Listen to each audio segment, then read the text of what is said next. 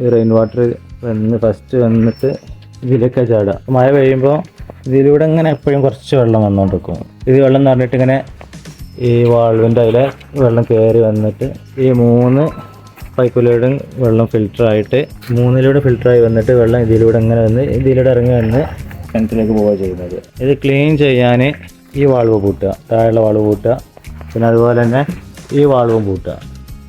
ഹോസ് ഇവിടെ കണക്ട് ചെയ്തിട്ട് ഇത് തുറന്നെടുക്കുക. ഈ വാൾവ് ഓപ്പൺ ആക്കി വെക്കുക.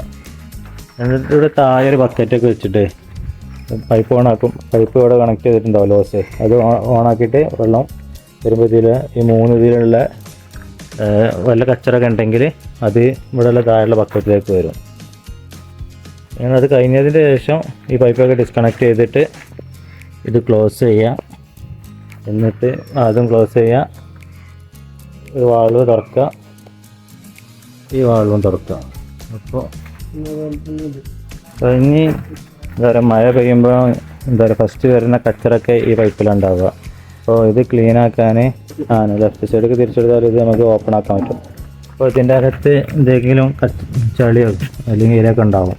അപ്പോൾ അത് എന്താ പറയുക വെള്ളം ഉപയോഗിച്ചിട്ടോ അല്ലെങ്കിൽ പൈപ്പിൽ ഓസിൻ്റെ വെച്ചിട്ട് അതിലേക്ക് വെള്ളം അടിച്ചിട്ട് ക്ലീൻ ആക്കിയിട്ട് എന്താ പറയുക വീണ്ടും അത് അടച്ച് വെക്കുക. ഇപ്പം ചെയ്യുന്നു വേണ്ട, ഒരു മഴക്കാലം തുടങ്ങി തീരാനൊക്കെ ആകുമ്പോൾ ഡിസംബറിലോ അങ്ങനെയൊക്കെ ഒന്ന് ചെയ്തെടുത്താൽ മതി. എന്നിട്ട് ഇത് ക്ലോസ് ചെയ്ത് വെക്കുക.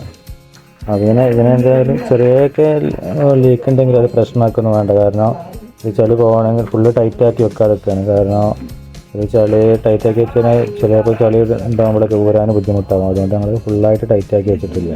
അതേപോലെ തന്നെ ഈ വാളും നമ്മൾ ചെറുതായിട്ട് തുറന്ന് വെക്കും. അത് മഴ പെയ്യുമ്പോൾ അങ്ങനെ കുറച്ച് വെള്ളം അങ്ങനെ പുറത്തേക്ക് വരും.